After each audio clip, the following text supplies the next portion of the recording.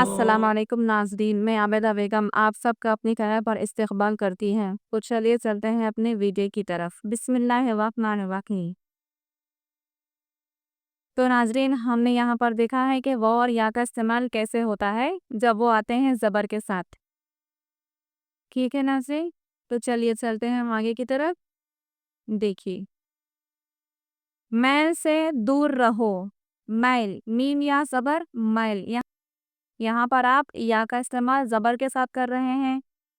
Meme या ज़बर मैं और इसके साथ आप लाम पढ़ रहे हैं मैल। अगर आपको लिखना होगा मील, यानी कि अगर हम किसी से पूछें कि कितनी मील जाना है, तो वहाँ पर भी आपको ऐसे ही लिखना होगा, लेकिन हम जब पढ़ेंगे मीम के नीचे ज़ेर। तो नाज़रीन अगर या को ज़बर के साथ लिखना होगा या ज़ेर के साथ, दोनों सूरतों में या क्या है, दो नुक्तों वाली ही होगी और वर्ड आपको ऐसे ही लिखना होगा, पर उसको खींचना है या नहीं खींचना है वो आपको देकर पढ़ना होगा। जैसे आप ये वर्ड से आप समझ सकते हैं कि मैल यानी कि मैल गंदगी, मील जो रास्ते के लिए बोलने जाता है वो। मैल से दूर रहो। देखिए यहाँ पर आप दूर खींच रहे हैं दाल को वाव के साथ, तो आप बोल रहे हैं दूर रहो। अगर आपको बोलना है दौर, तब भी आप दाल वाव रॉ का ही इस्तेमाल करेंगे, लेकिन आप उसको खींचेंगे नहीं। दूर की जगह हम पढ़ेंगे दौर, लिखेंगे ऐसे ही, पर पढ़ने में फर्क पड़ेगा। ठीक है नाज़रीन, देखिए खैर के काम करो। ठीक है, खैर के काम करो। खैर या के साथ इस्तेमाल हो रहा ज़बर, इसलिए हम इसको जल्दी पढ़ेंगे। नौकर कलम लाया। नौकर, नून के साथ ज़बर आप पढ़ रहे हैं वो, तो अब हम इसको खींचेंगे नहीं। अगर पेश होगा तो इसको हम खींचेंगे। ठीक है नाज़रीन, चलिए देखिए, कलम, यहाँ पर कलम हमको हमेशा कॉफ के साथ ही आएगा। हम इसको छोटी ख मतलब ऐसी वाली जो जीम हा ख वाली ख आती है, ये ख के साथ हम कलम को नहीं लिखेंगे। हमेशा कलम कॉफ के साथ ही आएगा। ठीक है नाज़रीन, ये भी आप समझ लें। जैसे शौक में कॉफ आएगा, ख नहीं आएगा, ऐसे ही कलम भी कॉफ के साथ आएगा, ख के साथ नहीं आएगा। बाजार से सौदा ला। बाजार से सौदा ला, वर्ड्स को भी आप अच्छे से समझें। जो वर्ड्स जैसा है उसको वैसे ही लिखना होगा। जैसे यहाँ पर आप जा का इस्तेमाल कर रहे हैं, तो यहाँ पर आएगा सिर्फ जा, बाजार। ज़्वाद आप नहीं पढ़ सकते। ठीक है नाज़रीन, यहाँ पर ज़्वाद का इस्तेमाल नहीं होगा। तो हुरूफ को भी आप पहचानने की कोशिश करिए। बैंगन काटो।